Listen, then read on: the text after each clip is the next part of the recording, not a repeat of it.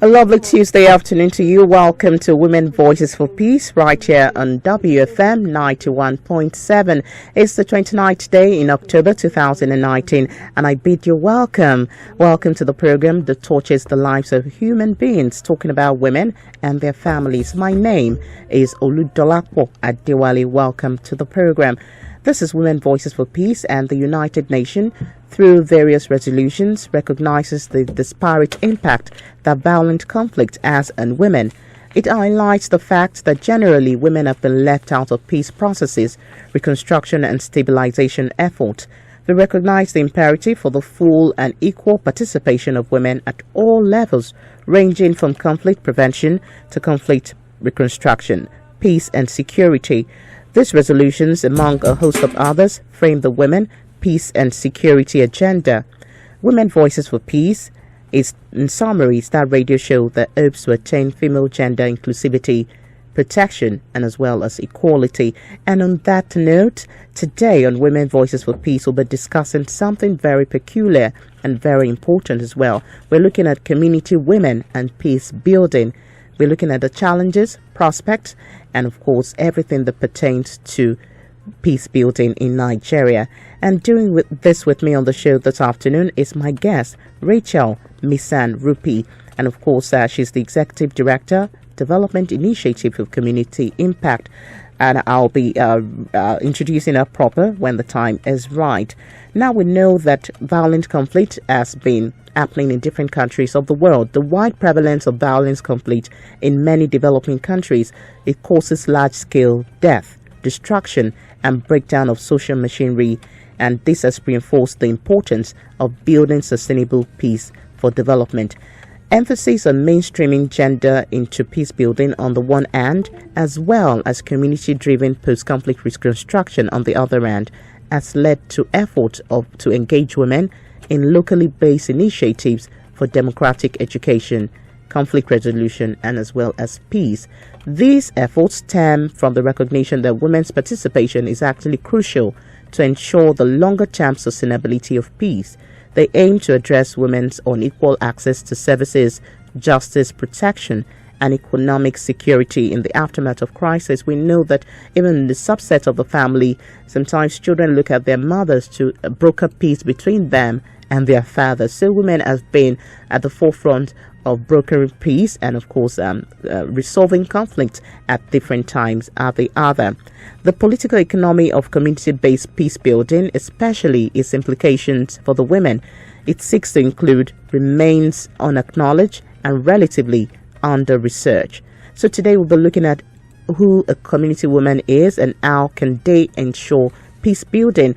Let me introduce my guest once more. I have on the line Rachel Misan Rupi. She's the Executive Director, Development Initiative for Community Impact.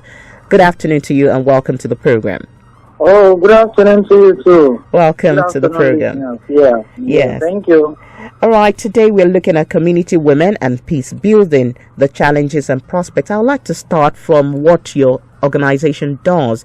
You are actually the Director, Development Initiative for Community Impact, which means you work a whole lot with community women and people in the community. What do you do as regards community women and peace building? Okay, a whole lot is an emergent issue. Talking about it now in a formal setting. Ordinarily, women are known to be peace builders. It's a natural phenomenon, the natural endowment. But over the years, conflict has ravaged the life of the woman. And when you are talking about the woman, you are not excluding the children, because no woman goes without a child, no matter what it is. She is ready to sacrifice herself and for the sake of her child's safety. So when we are talking about women, we are talking about their children. And over the years, we find out that issues of conflict it could be even at home, interpersonal, intrapersonal, intergroup, and intergroup. All these conflicts has one way or the other affected women. When you take a good example of crisis everywhere, who are the most affected? Women. When you go to the refugee camps, the IDP camps, who are there? They are the women.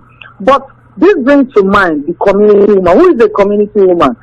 me and you, we are community people. At least we came from a community. Even though we are living in an urbanized or an urban center or what have you, we still have, even in that urban center, it is a community of women coming together, community of men, children, everybody makes up that particular locality. So anywhere you find yourself as a woman, you are a community woman. In other words, but over the years, like I said earlier on, women are not given opportunity to partake in decision making. When the crisis comes, they are not the ones fighting the war. They are not the ones involved in violent conflicts per se, in quotes, it is in context now.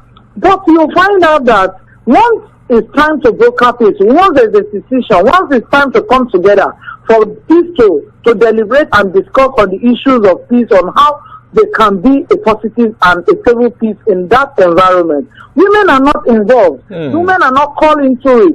Women are not, they say, what do you know? Let me use our pidgin English. Not a woman. What is she know? That go sit down yonder. Where men for the talk, not woman for the talk. And you know that kind of a thing. So, and you find out that it is at least studies have revealed that when women are involved in peace building, when women are involved, will peace last longer than when only men negotiate for peace. Wow. Because that peace that is negotiated is very unstable, and the tendency for it to relapse and go back to the conflict situation again, and violent conflict situation arises. But with the research that has been carried out, women, it is found out that when women are involved in peace building, in brokering peace, in peace accord, in peace negotiation, in peace mediation, that peace tends to last longer than men. Okay, that's an interesting point to know. So women, if you're still being a little bit reluctant to come into peace processes, know that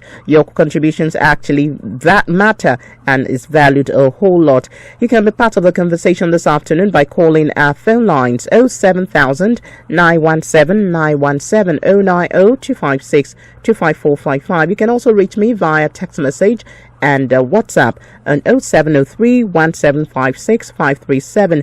We are also very social. We are on Instagram, Twitter, and Facebook. Go straight to our social media handles at WFM917. The conversation is already ongoing on Twitter right now. You can catch nuggets of what my guest Rachel is saying on the program today on our Twitter. And remember to use the hashtag Women of 1325.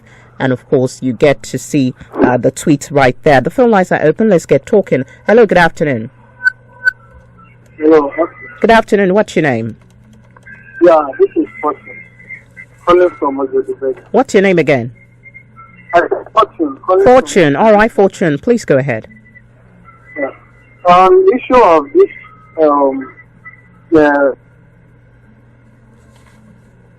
Uh-oh. All right, Fortune, please call us back if you can. 07000 917 917 090 256 25455. In case you just joined us, we are looking at community women and peace building. We're looking at the challenges as well as the prospect of community women coming into peace building. Someone might be wondering, Rachel, that who exactly is a community woman? Can you define that in a term? We know the community is like a section of the society. So who exactly is a community woman? Okay, in this context, community woman is that woman that is living in a very informal setting. But like I said earlier, it's not just the informal setting, because when issues arise, it affects everybody. That everybody comes from a community. But okay, if I want to contextualize it, I would say, okay, community woman is that woman that is living in a very remote area, in a village, in a community, a rural area that is not in a formal setting that is in the urban center. But one thing you also know is this, that women are also in the urban center. They have their community women's meetings. They have also their informal meetings. So a community woman is any woman. To me, any woman, whether in the urban or in the rural setting. As far as you are a woman, you are a community woman. But if we want to contextualize it based on this topic we are discussing right now, we want to say, okay, community woman is that woman that is in the community, meaning to say that is in the urban, rural area that is vulnerable, marginalized because of the society we have, because of the gender stereotype, because of the patriarchal nature of our society. But will you not say that the women in the urban center are not also marginalized? That's the question. So a community woman to me is any woman that is out there that is being challenged. And we hope that those challenges can be put to bed, and we don't want them to be discussed even in years to come. We want to find solutions to them. Now, how can the community women, how can they ensure, as a unit, how can they ensure peace building, that particular community woman? That particular community woman has a whole lot of rules to perform to her. She has a duty. Because by nature, women are peace builders. You see them resolve conflict between them, their children and their husband, within the family, the immediate family, then the extended family, the larger society. When a woman is involved in peace building, like I said, the peace is resolved easily. The peace, because people tend to trust the woman with the peace building. They tend to see the community woman as being genuine in her peace initiative.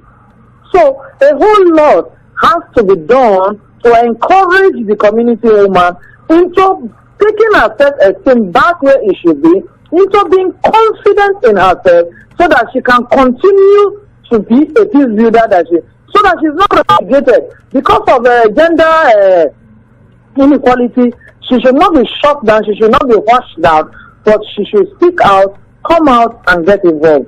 But one thing you must also know is, I don't know if I'm jumping ahead of you already, is that you find out that there are a lot of things that is challenging the woman. There are so many things that the community woman is faced with as a challenge. And even with all these challenges, if she's given the opportunity, she will do a whole lot better in peace building. Let's take a statistic. How many women peace builders we have in the former peace building sector? Practically none. Practically none. How many women mediators do we have that can mediate at an international level, at the national level, even at the state level, even at the community level? It is very rare to get women involved. But if it is time, if it's to mobilize women to go and initiate or go and negotiate for a development activities that the men could not handle, the women are usually mobilized. They are good mobilizers, they are good demonstrators to ensure, because once women come into the play of then people begin to listen. Women are already involved. Exactly. Let's listen to them. Exactly. So the issues that are plaguing women are so much.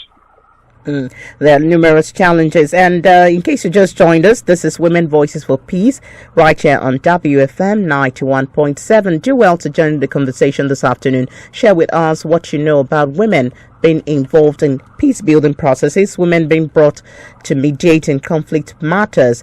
What do you know about that, and what would you like to share with us on the program this afternoon? The phone numbers are 07000 917 917 090 256 25455. Send a text message to 0703 1756 537. You can also join the conversation on Twitter at WFM917. Remember to use the hashtag Women Voices for Peace or Women of 1325. Now back to you, Rachel. Something is happening in Nigeria right now, and it's all about the 56% representation of women in Kwara State as commissioner nominees, and of course the screening of the nominees started today.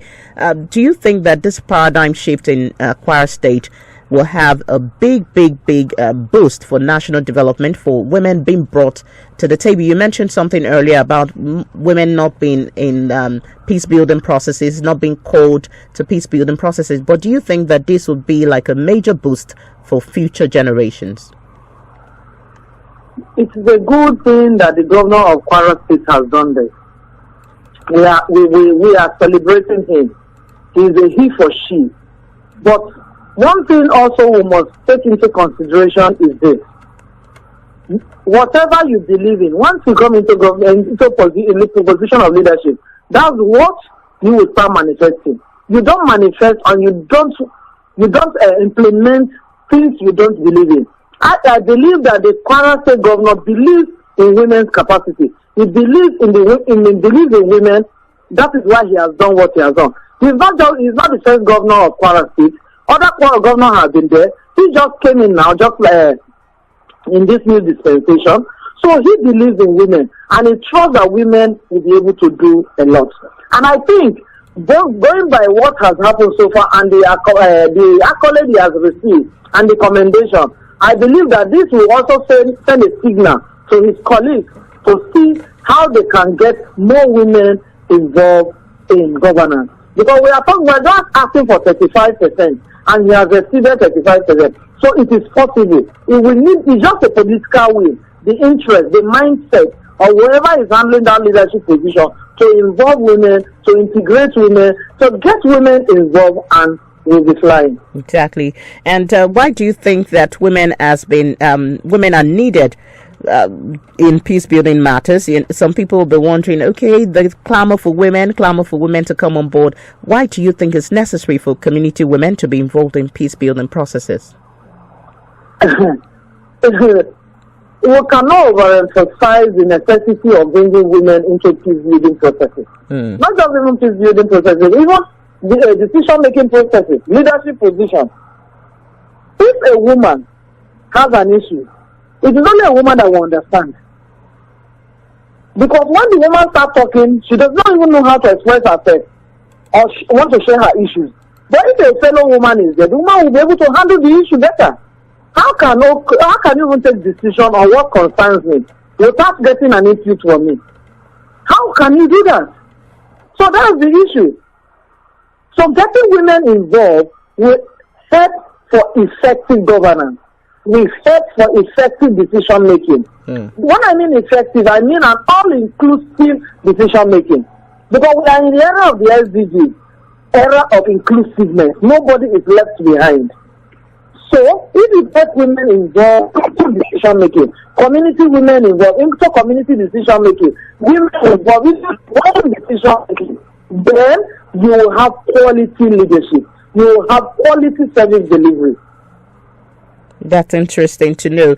When we bring more women to the fore, we have quality service delivery. In case you just joined us, this is Women Radio 91.7, and of course, we're looking at women voice. We're looking at community and women and peace building, the challenges and prospects. The program is Women Voices for Peace, and Rachel, my guest, just talked about the Sustainable Development Goals, and we know that there are different things on the agenda of the Sustainable Development Goals, like 17 global set goals that a whole lot of people are talking about. And the recent discussion is that in 2030, do you think it will be able to achieve it even in our own country, Nigeria? Now, how can community women help to achieve the Sustainable Development Goals, at least one after the other?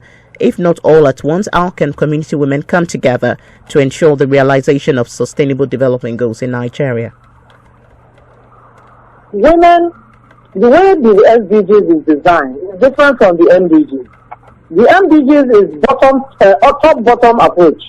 That is, they bring it from top there, tell you what they want, not asking you what you want. But the SDG is different. Is bottom-top approach. This is what we want. This is what you should do. We have prioritized the SDGs.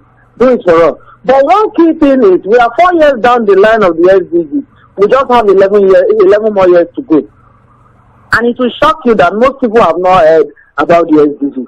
So if at 4 years, going to 5 to 6 years, we are still at the level of awareness creation, then at what point will we start the implementation? If you look at the SDGs, it hinges on the 5 P's of people, planet, prosperity, peace, and partnership. In other words, women are critical to the SDGs. You cannot take away the SDGs from a woman. It's out to empower and ensure gender equality. Okay?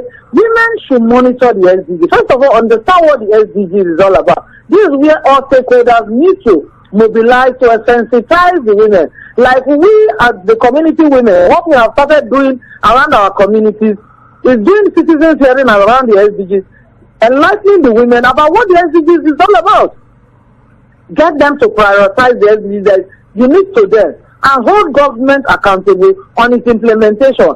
Monitor the implementation. At that rate, then the achievement and the realization of the SDG by the 2030 is before us. It's possible. Definitely. But if the women are not involved, then it's like going to be a slogan that we're going to sing for the next 11 years. And that's not what we want to do. We want to make sure. We don't want that at all. Yes, we want to make sure that the SDGs are achievable by 2030. Yes.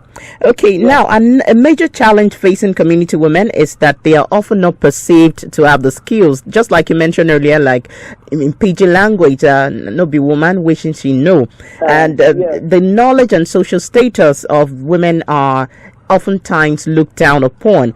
To bring about change in post-conflict environment, what do you think can help this community women to at least match them to what the society really expects of them, especially in the 21st century? Okay, if the woman does not have a formal education, that does not take away the natural skill she has as a peace builder. Okay, but she can manage her home. She can manage herself. How do you think she can be empowered? Sorry? How do you think she can be empowered? Okay, to be empowered is confidence building. Build her confidence. Because a lot of women have what it takes to do a whole lot, much more than even some men. But when the confidence is not there, when the society has made her feel that she's a second-class citizen, then you can't see her bringing her head up. Who be down one, not be woman. I bet go there, people they talk, instead they talk, go sit down for one corner. And another thing is to empower her economically. Not just empowering her socially, but economically. Get her doing something. In pidgin English, they say, who get money, now get mouth. Who get money, get power. If she's able to take care of herself, we are not talking about getting so much wealth. No. Her basic needs, if she can provide for herself, her confidence is built. She can talk where her mates are talking. Then in talking where her mates are talking, she will find herself involved. Then another thing is, a lot of ignorance persists. Like they always say, women are the enemies of themselves. But a conscious mobilization, development, skills development will help remove this. Trust, because women, you see, are, let me say, okay, they have their way, they have the sixth sense of finding out things earlier than the other gender. But one thing is very, very clear. Get the woman socially empowered, get her economically empowered, get her politically empowered. In all sectors. From being part of decision making. Okay. That is why we always offer advocate for women to get something doing. Don't sit down and lie fallow like the farmland that is being waited for 4 years so that the nutrient is replenished for it to be farmed on again. Look for something to do. If you can work, you can do something with your phone. You can do business with your phone. If you don't want to go out, or if you have issues doing business from a shop or somewhere, if you need to get a job, get a job. Don't say I not go school. I not go school is not an excuse to develop and empower yourself.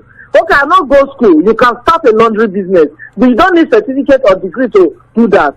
But by so doing, you are getting money into your pocket. And by getting money into your pocket, there's natural confidence you have. And when people are talking, you can now talk. Not in a rude way, but in a contributive and a constructive way. You are also contributing to development.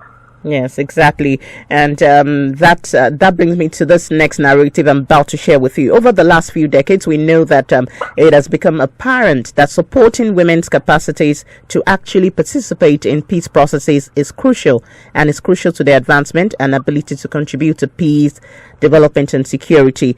We know that women's potential as mediators has, however, not been extensively tapped, and organizations at multilateral, regional and national level engaged in peacemaking need to increase the support for both women's capacity to participate in peace processes and their actual participation at the end of the day. Now, this brings me to this question, Rachel. How can we support women's capacities in our own little way to participate in these decision-making tables? Earlier, you've mentioned the fact that women need to come on board. Now, how can women groups like NGOs, like CSOs that you run, how can they come out to actually support women at their capacities and empower them the more? It's easy. It's very easy. Pay advocacy to the leadership of the community. Start from there. Pay advocacy to the leadership. Most times, the leadership are men. We are not painting it or arranging it. That's the way it is. Pay advocacy to them Find out why are women not part of, find out how many women are at the leadership level of the community. It will surprise you to know that there is none. But it will also surprise you from the work we have done. We found out, like, we went to, let me give you an example. We went to a particular community implementing a project on getting women involved in peace building processes. It is about this United Nations Security Council Resolution 1325. We go to the community. There's no woman on the leadership of the community. And we were asking why. They say, they're not Greek contest now. It is our constitution. Are you getting me? Yes. It is our constitution. Women are supposed to be contest for position. We say, are you sure the women are aware? They say, we don't know whether they know. We had a separate meeting with the women. The women say, no, nothing like that. There's no constitution. There's no law that says they can contest for position in that community. We said, okay, long story short, we called them, bring the constitution you are referring to. They brought their community constitution.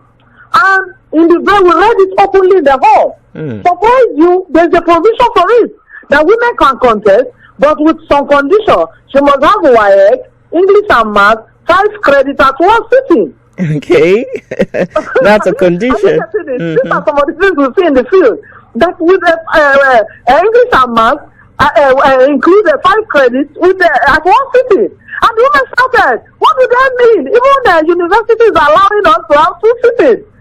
So there and there, we got them to find a way to amend the constitution. Okay. And so many women there said they are interested to contest. And as I speak with you now, we have 3 women already as part of the leadership in that community. That is just one small community out of the whole lot of communities we have in Nigeria, for example. So what we can't be everywhere, but at the corner where you are, at the community where you are, start there. We have done in that community and it is growing. We move to another community. If other stakeholders are moving from one community to the other, they find out that before in no time you'll be able to bridge the gender parity. Exactly. Now, how is it possible to know if community women are actually going to be advocates of women's rights if they are brought on the table? What's the guarantee that the right women are on the table to actually speak for women if they're brought on board? That is the challenge. You know, an average man does not want a woman that will challenge his authority. It's natural with men. They don't want any woman that will challenge their authority. But one thing I have known from experience is that men respect women that have confidence, believe in themselves, and can rely on their resources. They are not women of easy virtues. So when men see that, they respect them. And if the woman respects herself and she is able to know that I am in this position to do A, B, C, D, and she sticks to her roles and responsibilities, the men respect her more. You'll be so surprised that the men will consult her for so many things behind the scene. And she also just allow them to also say it openly and to massage their ego so that they will feel important. By so doing, it's like a give and take situation where the men continue to respect them and they in turn continue to respect the men. Exactly. So, to guarantee the equality or to guarantee that women's rights are respected, the women must first of all respect themselves. You don't go there and without anything, you start to win sympathy and start to insult people. The insult can be to the men or to the women. So once they know, you know what you are doing, then I bet you, my sister, that the men, your rights will be respected. Exactly. You want to approach issues that is age-long. You don't do it violently. With advocacy, softly, you approach the issue.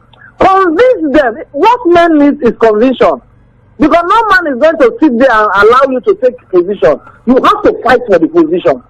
Are you going to fight for the position and say, I am a woman, I am a woman, I am a woman? Who's going to allow you to say, I'm a woman, just give you position? Okay? The position, there's an eligibility criteria. If you are qualified, contest and do your homework well, and you'll get it. Exactly. Don't stand on I am a woman, but in order, because there's a gap of age-long gap, what we are asking for, let it be equity. Give opportunity. Reduce some eligibility. Reduce some for the women. So that let us catch up with the men.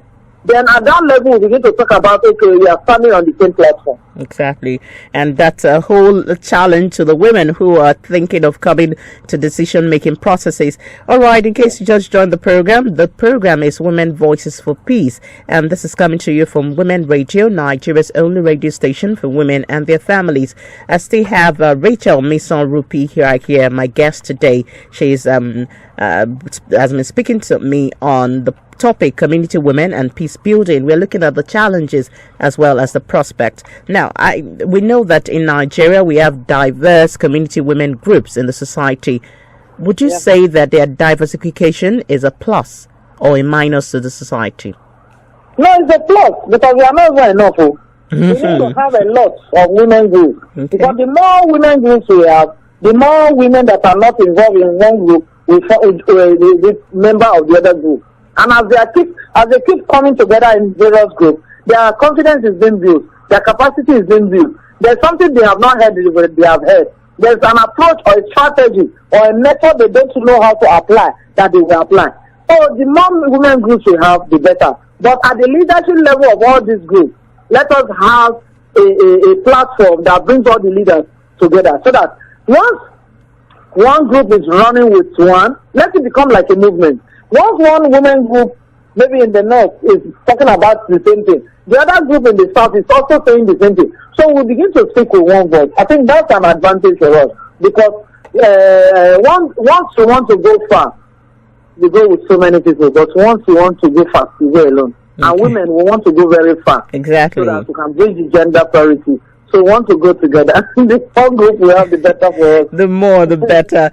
All right, this is still Women Voices for Peace. Please join the discussion this afternoon and you can also ask my guest the question, especially as regards our work with the community women and in peacemaking and conflict resolution. The phone numbers are 07000 917 917 090 256 25455. The text message line is 0703 1756 537. You can listen from anywhere in the world, www.wfm917.com.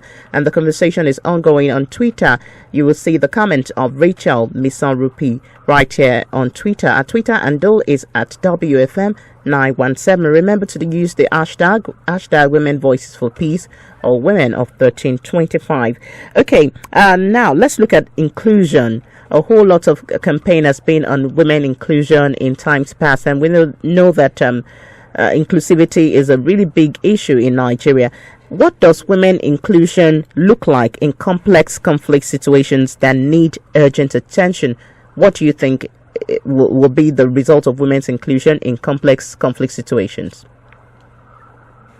In order to achieve inclusion or to get inclusion working or running or actionable, that is why the United Nations Security Council Resolution 1325 came to be. Before the resolution, there were no women involved in battlefront, in peace, former peacekeeping. But with that, it gave leverages of countries assigned to it. Now you can see women soldiers, you can see women air force carrying combatants, carrying weapons, both light and heavy. So that inclusion is something to be celebrated.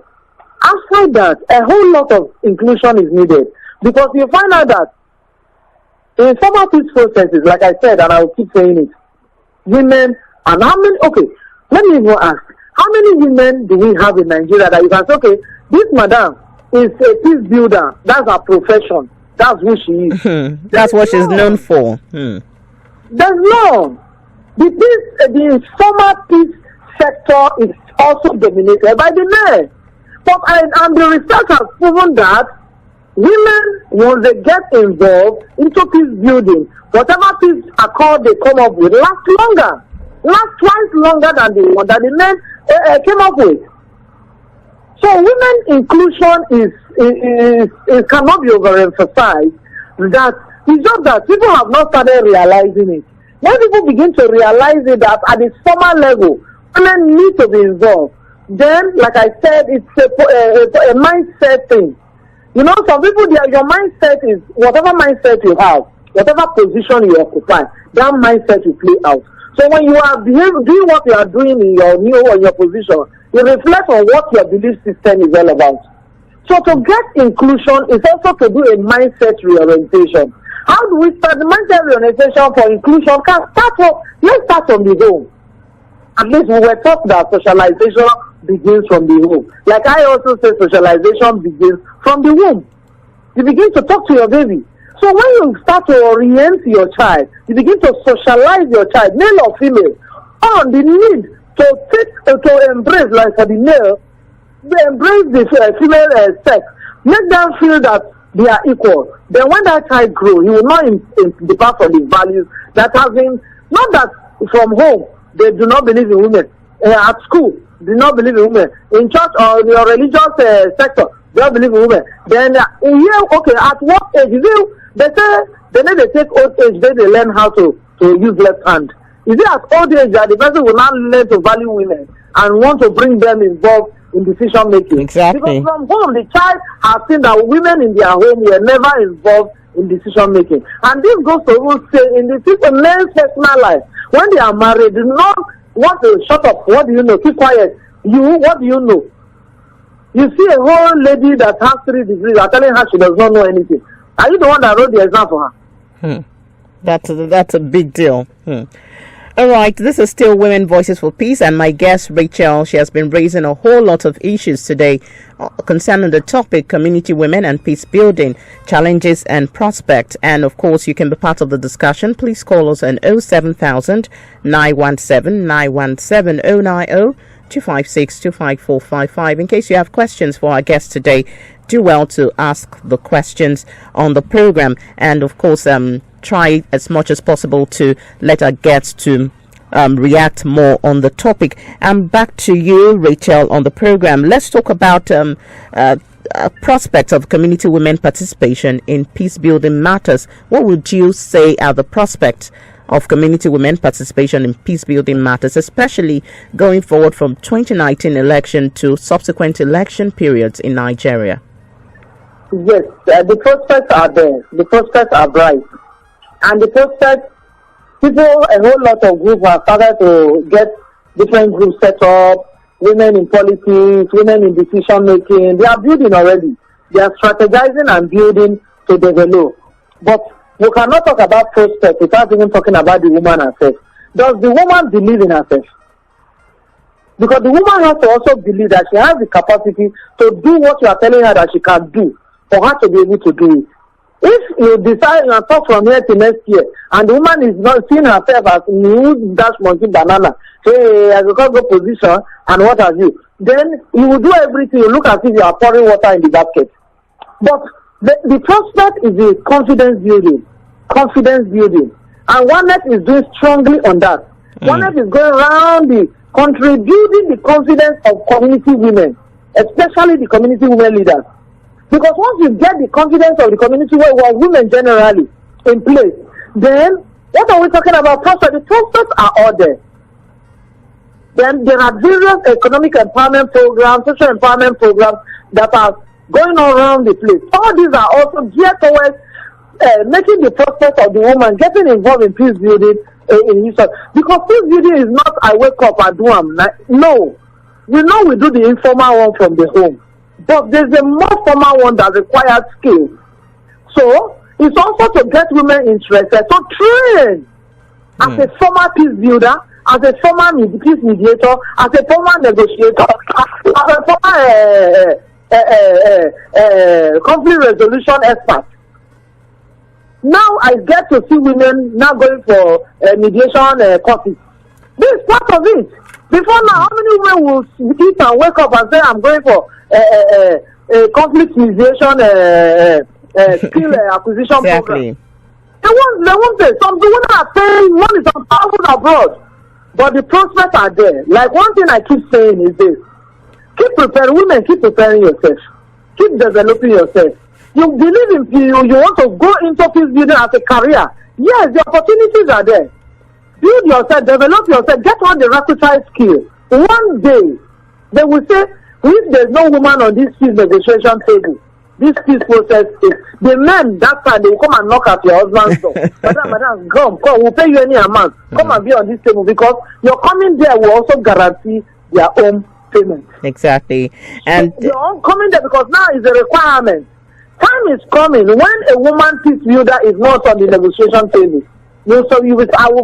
I won't be surprised when they say that peace building process cannot continue. So women, keep developing yourself. In your wilderness experience, develop yourself. Because opportunity is what? When preparation meets with opportunity, they become a success story. all right, we know that more women are coming on board in the peace and discussion process. You can be part of the discussion this afternoon. Please call us on 07000 917 917 090 256 254 55. And of course, I just saw a tweet right now, and that's coming from the UN Women's EG Fumzi at the open debate on women in participation. And the tweet is actually, we know women and not just victims that continue to lead and defy the odds, despite the fact that women are tend to be vulnerable and subject to different things coming up. They still try to defy the odds in the society. I think we have a caller. Hello, good afternoon. Hello, good afternoon. Good afternoon. What's your name? This is Desmond from Oba. All right, Desmond, please go ahead. I just want to talk about women, community women. All right, please go ahead. I'm making. That's what I just want to advise you, because sometimes they'll just accommodate spirit of inferiority within themselves. So what I just want to say is, let them just take out that inferiority spirit within themselves. Let them come out and know that today, yes, they're the women. 3 women I'm talking about.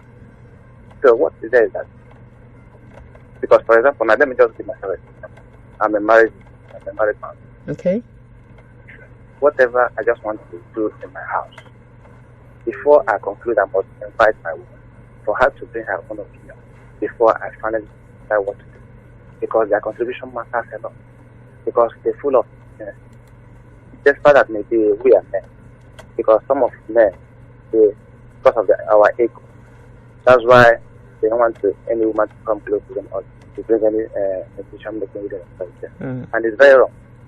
So let women come out and know that maybe yes, they have something to do. To offer. That's why they said, whatever a man do, women can do it better. And I believe that. Thank you very much, Desmond, for your thoughts there. And Desmond is calling on all women to shun inferiority complex and come out in the open. Now that brings me to the last one of the few questions I'll be asking you as we hit the home stretch on the program, talking about challenges. One particular challenge that has faced women, community women in peace building, is all about culture, where they say, okay, the women are not supposed to talk. What do you think can be done to address these challenges and make sure that more women come on board? But just before you answer the question, I think we have a caller. Hello, good afternoon. Hello, good afternoon. All right, we lost the call. Please call us back, 07000 917 917 090 256 25455. Hello, good afternoon. Hello. Good afternoon. Welcome to the program. What's your name? My name is Miriam. Miriam, you're our first female caller for today. Thank you for joining us. All right, Miriam, go ahead. The thing about this country is, we Nigerians, we have mentality of man can do better than woman, which is a total no. Are you with me? I can hear you. Go ahead. Because, nowadays, men rely on women, like doing the crowd, as in, all I'm saying. Miriam, I can hear you. Please go ahead. Oh, okay. All right. But Miriam has been able to make one point saying that, okay, we should change the narrative from only men can do it to actually women can also do something decisive in Nigeria. All right. Back to you, Rachel. Can you kindly answer the question? Okay. How can we overcome the challenges? Exactly. A whole lot. Let us, in overcoming the challenges, let's even go to the basics. First of all, women and men, please socialize your children to make them to understand, to know from home, as early as 1 month old, that they are equal. Brothers and sisters, they are equal. The girl is not a superior human being to the boss. So when you get it right from there, with the challenges we'll be dealing with at a later level, will have been missing the boss.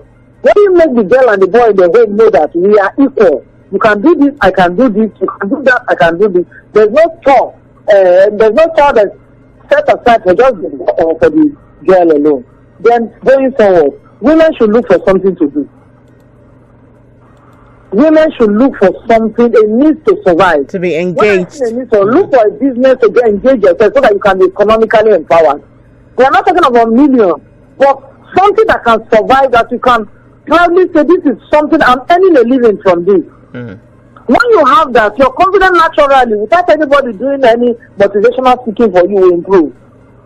But when a woman says, I don't know, you do not have voice. Money gives voice. The economic empowerment gives voice. So when people are saying they are contributing 200 naira, so you know some women will not even go to the community women's meeting because they cannot pay the levy of 15 naira or 20 naira that they are made of. So out of shame, they will not want to attend the meeting. And the crucial issues will be discussed. She will learn one or two things that will help her forward. So, but if a woman knows she don't need to rely on her husband or her male friend or whoever to be able to pay her monthly due or whatever they say, bring 200 naira, you bring. They say bring 20 naira, you bring. But once they say bring 20 naira, you cannot bring. This 200 naira, you cannot bring. It therefore follows that low self-esteem has wrapped itself around you already, naturally. True. So you'll be looking at yourself down. And with all the innate ability and innate skill, talent, and competencies that you have naturally that you need to build on, you will not be able to exhibit them. And by so doing, you are also compounding the problem.